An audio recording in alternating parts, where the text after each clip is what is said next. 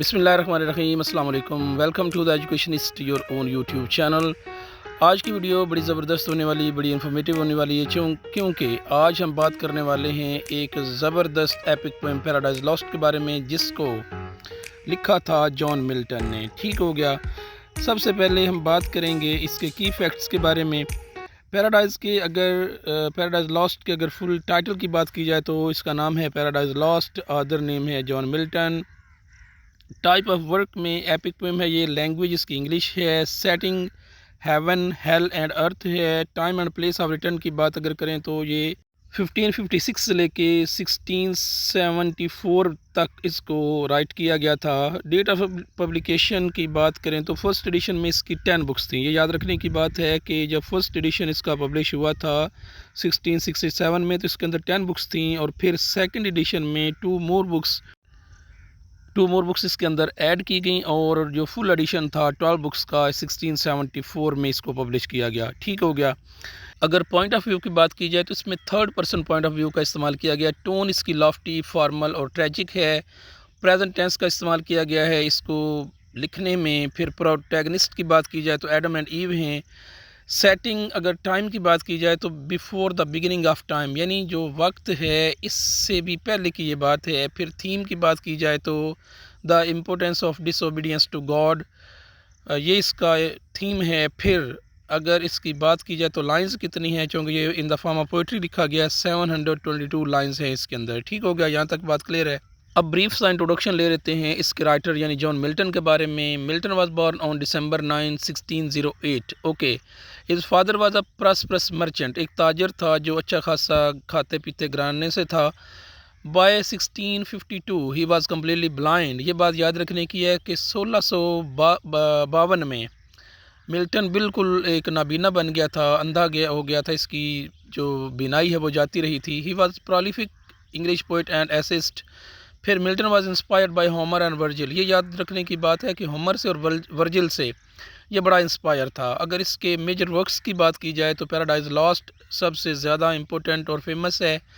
پھر پیراڈائز ریگینڈ اس نے لکھی، لیسیڈاس ایروپاجیٹیکا، سیمسن ایگونسٹس، یہ اس کے فیمس ورکس ہیں۔ پھر he was died on November 8, 1664، یعنی جب اس کی بک پیراڈائز لاسٹ پبلش ہوئی تھی اسی سال اس کی وفات بھی ہو گئی تھی۔ اب بک جو 1 ہے اس کی سمری کے بارے میں ہم بات کریں گے، اور یاد رکھنے کی بات یہ ہے کہ جو اس کی فرسٹ 5 لائنز ہیں اس کے اندر ساری کی ساری بات، ساری کی ساری سمری، سارے کا سارا خلاصہ اور سارے کا سارا ایبسٹریکٹ اور کرکس موجود ہے۔ Of man's first disobedience, یعنی بات ہوگی اس میں انسان کی پہلی نافرمانی کی جو اس نے اللہ تعالیٰ کی۔ نافرمانی کیا تھی؟ The fruit of forbidden tree, اس نے ایک ممنوع درخت کا پھل کھا لیا تھا، کہ اللہ تعالیٰ نے منع کر رکھا تھا کہ اس درخت کا پھل نہیں کھانا، اس کے قریب نہیں جانا، تو انسان نے کیا کیا تھا، اس درخت کا پھل کھا کے اللہ تعالیٰ کے حکم کی نافرمانی کر دی تھی۔ پھر کیا ہوا تھا، whose mortal taste brought death into the world، اور پھر ہوا یہ تھا کہ جیسے ہی انہوں نے اس پھل کو چکھا تو دنیا میں موت جو ہے وہ آ گئی۔ اس سے پہلے دنیا کے اندر موت نہیں تھی۔ ایک اس کا رزلٹ یہ ہوا، اینڈ آل آور ووز، اور ساری جو کلیمٹیز تھی، سفرنگز تھیں، مصیبتیں، تکلیفیں، یہ پھل کھانے کی وجہ سے ہوئیں۔ اس سے پہلے انسان پر یعنی آدم اور حوا پر کوئی تکلیف، کوئی مصیبت نہیں تھی۔ ود لاس آف ایڈن، اور یہ بھی ہوا کہ جنت سے نکال دیے گئے۔ ٹھیک ہو گیا۔ ٹل ون گریٹر مین، یہاں تک کہ ایک عظیم آدمی آیا، ریسٹور اس، جس نے ہمیں پھر وہاں پہ جا کے ریسٹور کروایا، وہاں پہ جا کے دوبارہ سے داخل کروا دیا، and regain the blissful seat, اور جو نعمتیں پہلے سے میسر تھیں وہ نعمتیں دوبارہ دلوا دیں۔ یہ ہے ساری اس پوئم کا خلاصہ جو 12 بکس پہ بیس کر رہی ہے۔ ٹھیک ہے، اب سمری کے بارے میں ہم بات کریں گے اور دیکھیں گے کہ سمری میں یہ کیا کہہ رہا ہے۔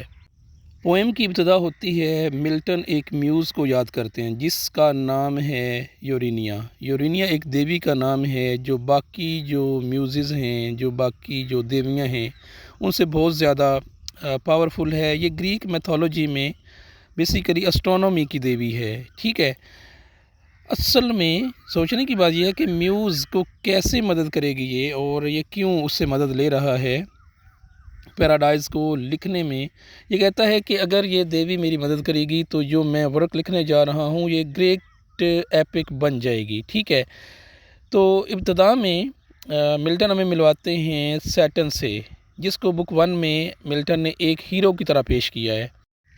یاد رکھنے کی بات یہ ہے کہ پہلا ڈس اوبیڈینس یعنی اللہ تعالیٰ کی پہلی جو نافرمانی ہے اس نے کی تھی، سیٹن نے گاڈ کے خلاف یہ ہو گیا تھا۔ شروع میں یہ ہیل میں نہیں رہتا تھا، یاد رکھنا، شروع میں یہ ہیل میں نہیں رہتا تھا بلکہ اپنے باقی جو اس کے اینجلز ہیں ان کے ساتھ ہیون میں ہی رہتا تھا۔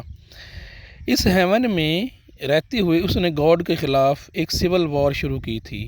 سول وار کیوں شروع کی تھی؟ کہ اللہ تعالیٰ نے اس کو حکم دیا تھا کہ آدم کو سجدہ کرو، اور اس نے سجدہ کرنے سے انکار کیا تھا۔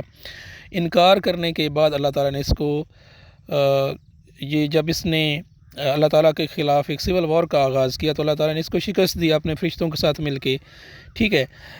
گاڈ کی آرمی کے کمانڈر جو رافیل تھے، بیسیکلی اس نے سیٹن کو 2 حصوں میں کاٹ ڈالا تھا، لیکن اس کے باوجود بھی یہ مرا نہیں تھا کیونکہ یہ آگ سے بنا ہوا تھا اور امورٹل تھا، اس لیے موت اس کی نہیں ہوئی۔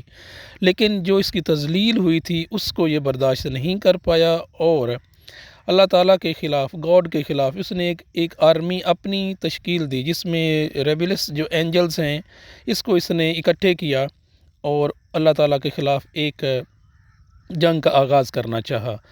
بہرحال پہلی جنگ یہ ہار چکا تھا۔ اللہ تعالیٰ کے فرشتوں نے اس کے جو آرمی تھی، جو باغی فرشتے تھے، اس کو جہنم کی طرف پھینک دیا تھا، اور یہ اوندھے منہ یعنی منہ کے بل گرے تھے جہنم میں، ٹھیک ہے۔ جب ان کو جہنم سے پھینکا گیا تو یہ گہرے کھڈے میں گرے تھے، جس میں گرتے گرتے ان کے 9 دن لگے تھے، ٹھیک ہے۔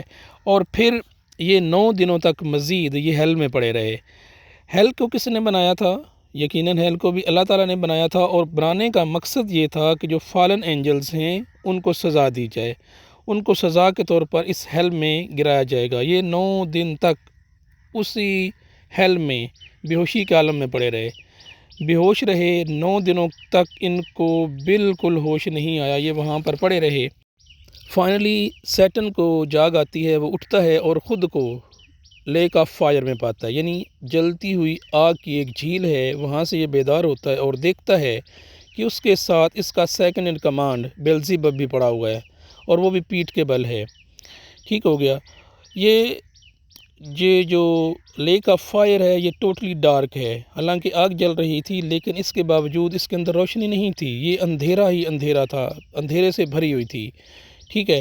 ان دونوں نے آپس میں بالکل بھی بات نہیں کی، ایک دم خاموشی تھی، سائلنس تھا۔ آخر میں شیطان نے اس سائلنس کو توڑا اور بولا، ہم کیا تھے اور اب کیا ہو گئے ہیں؟ اس چیز سے اس کا دکھ واضح ہے۔ ہیون میں یہ بہت مزے سے رہ رہے تھے، ہیون کے لٹ جانے پہ، چھن جانے پہ ان کو بہت ٹھیس پہنچتی ہے، ان کو بہت دکھ ہوتا، لیکن اس کے من میں یہ یاد رکھنے کی چیز ہے کہ پچھتاوا ہرگز نہیں ہے، یہ اپنے کیے پر افسوس نہیں کر رہا، اس کو کوئی افسوس نہیں ہے، بالکل اس کے دل میں نہ کوئی ملال ہے نہ کوئی غم ہے۔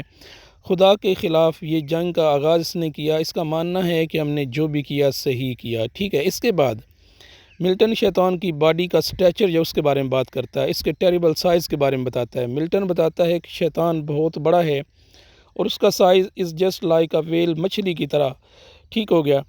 اور یہ لیک آف فائر سے جب نکلتا ہے تو سیٹن اپنے پروں کو پھیلاتا ہے اور زمین کی طرف اڑ جاتا ہے۔ اب بھلے یہ لوگ ہیل میں رہ رہے ہیں لیکن ان کو ہیون کی گلوری اور کمفرٹ یاد آتا ہے، یہ کسی نہ کسی طریقے سے ہیون کو واپس پانا چاہتے ہیں۔